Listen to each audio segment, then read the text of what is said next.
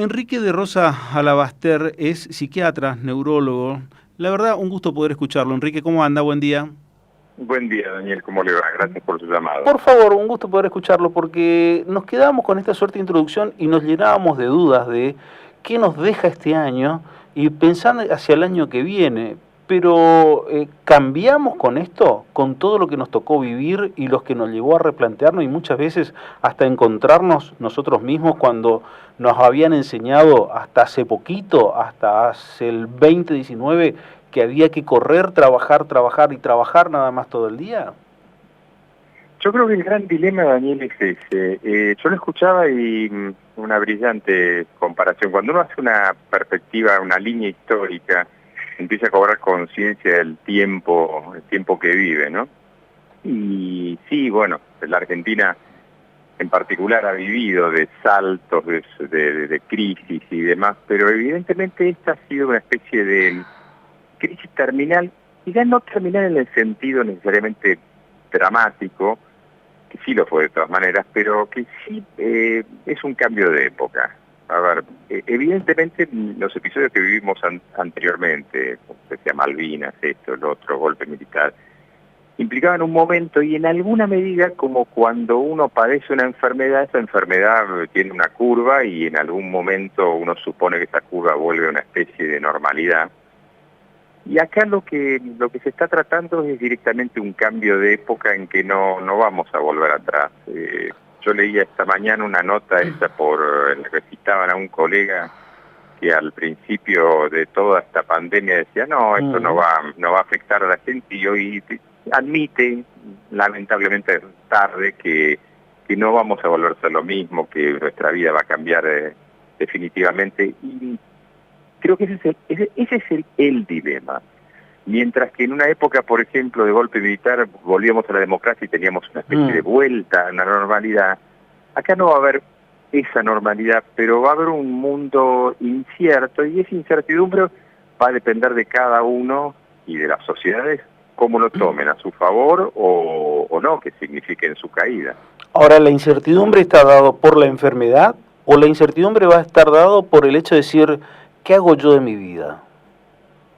No, la enfermedad ha sido una excusa, porque en definitiva si uno, en ciencia hay que tomar datos fríos, si uno, voy a decir algo que quizás no sea muy simpático, pero la enfermedad de la que hablamos tiene una tasa de mortalidad que no ameritaba todo esto, y evidentemente esto ha tenido que ver con otras cuestiones, con cuestiones que se han dado, quizás inadvertidamente, quizás no, pero no, esto va a significar que pasamos a una etapa en la que va a haber cambios sociales, va a haber cambios, va a tener que haber cambios personales, y sobre todo va a pasar algo, y es que vamos a empezar una época de incertidumbre. No va a ser este episodio y las consecuencias de este episodio, sino que es muy factible que empecemos en una época en la cual el planteo tenga que ver con el concepto de libertad, el concepto, yo decía en broma a la productora,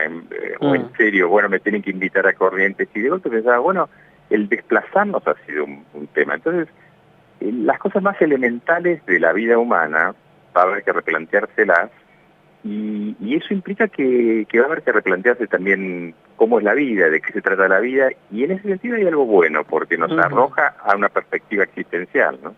Claro, o sea que es el momento del ser humano. Es el momento en el que nadie necesita haber leído filósofos existencialistas, nadie, sino que sabe mucho más que todos ellos, que cualquier persona que haya leído con cierta distancia lo que ha pasado puede ser un profundísimo filósofo de la existencia humana. Es decir, acá hemos tocado la vida, la muerte, la libertad, el miedo, todas las variables de la condición humana, la finitud de la vida, el estar distanciado, la importancia del otro, si el otro es un enemigo o si el otro es algo. Fíjense que hemos estado hablando desde el inicio de un distanciamiento social, no hemos estado hablando de un distanciamiento físico. Es decir, han utilizado términos, inclusive que tienen que ver con replantearnos cuál es la condición humana. Y eso tiene, obviamente, algo muy malo por detrás, pero también tiene algo muy bueno. por ejemplo, el valorar la importancia del otro como vector de mi propio crecimiento. ¿Y qué importancia le da de lo que se transmitió desde el inicio del factor muerte? Como que te agarra el coronavirus y te morís. Y bueno, en realidad hubo algo que yo no creo que, en mi opinión personal, muy particular, y no por eso que nadie tiene que adherir a ella, pero que ha habido una campaña relativa a utilizar el miedo como factor de control en el mundo, ¿no? Por eso digo, a ver, si uno se atiene a los datos epidemiológicos, muere muchísima más gente por neumonía, muere muchísima más gente por ACV, o muere muchísima más gente por accidentes de tránsito, y no se han detenido el uso del transporte. Cuando de golpe todos los días se dijo que iban a morir, y todos los días durante un año entero se repitió cifras de muerte, cuando se invoca la muerte todos los días, al igual que cuando uno reza, ora, medita o lo que sea, y está invocando aspectos positivos de la vida, cuando se invoca la muerte se la está invocando. Y esto es lo que hemos hecho, y la gente, uno ve, soy médico, todos los días veo gente que ha padecido estas consecuencias del pánico, ha cambiado su vida ya definitivamente, y alguna ya no está por el propio miedo que le ha ocasionado. Entonces el factor muerte ha sido algo que hay que tratar hay que tratarlo con muchísimo cuidado, porque ha sido algo que se nos ha inyectado todos los días de nuestra vida en este año. Ahora, Enrique, pero es paradójico, porque está bien, yo puedo llegar a decir eso, factor muerte, tengan cuidado, como una suerte de control social, pero en realidad no sé si sirvió tanto. Digo, por la cantidad de gente que uno encuentra este fin de semana, el fines de la semana pasada, la gente paseando aquí por la peatonal Junín. Si yo le dejo un poquito la cuerda, la gente hace fiestas por todos lados, como festejando el fin de año. O sea, no sé si dio tanto resultado como para controlar a la gente. No, a ver, primero dio un resultado que permite órdenes, como por ejemplo tiene la provincia de Formosa, que el otro día un hombre pidió una cerveza que no tiene nada que ver, y fue el mozo que lo llevaba, fue detenido y esposado por llevar la cerveza. O sea, permite órdenes absurdas. Sí. Pero por otro lado, en general, los sistemas de control social tienen que ver con saber que va a haber una acción y reacción. Cuando la gente frente a una enfermedad infecciosa se expone, como se está exponiendo ahora, está en realidad haciendo justamente lo que no debería hacer. A ver, yo en el mes de marzo, yo participo en programas televisivos y demás, y en el mes de marzo decía que el gran problema era que si no implementamos una estrategia de corto plazo y luego con focos, como está haciendo Alemania, como está haciendo un montón de países, el problema de sostener una medida iba a generar el efecto opuesto. Y el efecto opuesto seguramente va a tener que ver con rebrotes de esa enfermedad. Es decir, yo no lo veo como libertad lo que ha pasado. Acá en Buenos Aires uno tiene la idea que la población se quintuplicó con la cantidad de gente que hay en la calle. Y eso obviamente son focos infecciosos, y ahí sí no solamente uno se está contaminando de una patología, sino que recordemos que los coronavirus es una familia y no sabemos qué mutaciones puede haber, y ya se está hablando que en marzo puede haber una segunda ola. De hecho en Europa hay una segunda y tercera ola. Entonces claro, la gente está haciendo cosas torpes por oponerse a medidas que de alguna manera no son conducentes para salvarla. Ahora, una de las cosas que siempre me pregunto, y esto tiene que ver exclusivamente con la gente mayor, cuando hablamos de la gente mayor, que son el grupo de mayor riesgo, pero en el fondo también muchas veces esa gente es la que necesita mayor contacto social. Entonces, no solamente eso, no solamente eso, sino que miren, las primeras medidas tenían que ver con dejarlos dentro de su domicilio, que no se movieran y que no tomaran luz. ¿Qué necesita? Y esto se lo digo puramente como médico. ¿Qué sufre una persona de cierta edad? Problema sarcopenia, es decir, la pérdida de masa muscular. Necesita movilizarse, necesita hacer cierta sobrecarga para no perder músculo, porque a partir de los 40 años uno empieza a perder masa muscular espontáneamente por factores hormonales y demás. Necesita vitamina D, que viene del sol, y necesita socializar. Esos tres factores le fueron impedidos. Y en realidad hay muchísimos trabajos del inicio de esto, que por ejemplo, la pérdida por el aislamiento de vitamina D, tomemos hasta el más farmacológico, el más químico, perdón, eso, la cantidad de problemas autoinmunes que generaba. Ahora, hace 2 años, lo que vendría a ser el ministro de Salud Pública de Estados Unidos, que es el cirujano general, se le llama allá, dijo que, siendo el infectólogo, dijo, encontré con un problema mucho más importante, y miren cómo era precursor, dijo, una epidemia mucho más grave que era la epidemia de la soledad en la tercera edad. Nosotros sabemos que la gente de tercera edad, el peor mal que sufre es el de la soledad.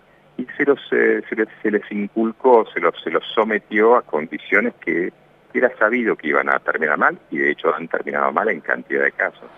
Sí, y la otra parte que siempre me quedo pensando es cuando una persona muy mayor te plantea y te dice, ¿yo no puedo elegir cómo morirme?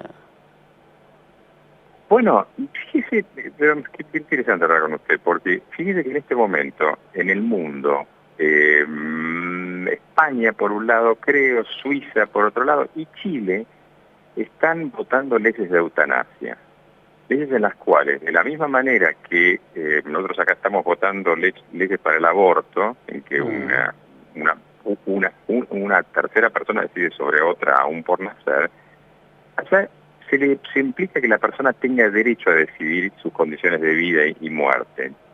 Entonces, en ese contexto, se le ha dicho a gente que otros deciden qué es lo mejor para ellos.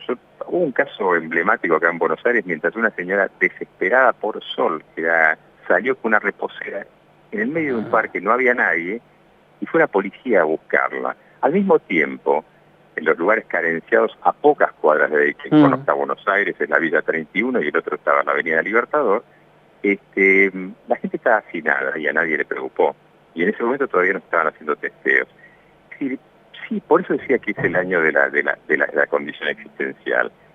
¿Tiene uno derecho a decidir las condiciones de su propia vida? Yo creo que sí, que es elemental a la condición humana. Sí, me quedo pensando en eso, me quedo pensando en el derecho o no que uno tiene para decidir o no hasta dónde llega, si uno puede tomar esa decisión y decir, como me ha pasado de escuchar más de una vez, yo no quiero seguir más. ¿Y qué hago con esa persona? Y este movimiento que pasó este año, en realidad tuvo antecedentes históricos, que son poco simpáticos citarlos, pero tuvo que ver con los peores momentos totalitarios de la historia de la humanidad. Se llamaban modelos biocráticos, y era la imposición a partir de modelos de salud superior. No tengo que aclarar mucho más que esto venía de la época nazi, por ejemplo. Sí. Alguien decidía por mi salud, y alguien decidía si yo podía vivir o no, o si era conducente o no, y en realidad los modelos en los cuales alguien se arroga el derecho de decidir por mi propia vida son terriblemente preocupantes, porque implican que directamente pasamos a la categoría de esclavos. Y en realidad el gran tema que uno ve es que hay gente que en estos momentos de soledad, la gran pregunta es si se dejó morir o no. Y eso uno lo ve, por ejemplo, en parejas mayores en que muere su pareja y a los pocos meses muere sin razón aparente el otro. Es decir, vuelvo sobre esto, es una oportunidad enorme. Estos aspectos tan negativos son oportunidades enormes para plantearnos aspectos muy interesantes de la condición humana y decidir si nos volvemos más humanos o menos humanos en un momento en que el gran fenómeno del transhumanismo se instala en la sociedad, ¿no? En la sociedad mundial. Ha sido un gusto poder escucharlo, Enrique. Un abrazo a la distancia y gracias por estos minutos. Por favor, un saludo para ustedes y feliz año. Gracias igualmente. Enrique de Rosa, Alabaster.